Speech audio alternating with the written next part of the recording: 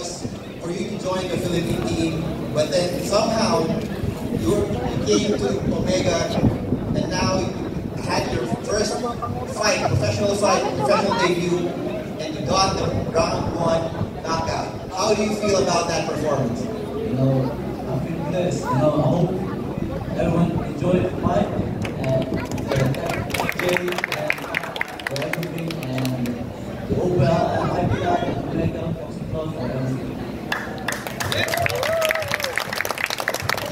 Your head coach, Doc J, has a lot of high praises for you. He has a lot of expectations, and in my opinion, you delivered in your first professional bout. How do you grade your performance? They call me Shota for a reason. You know what's up, people? Ladies and gentlemen, Alexander Showtime Fredrickson.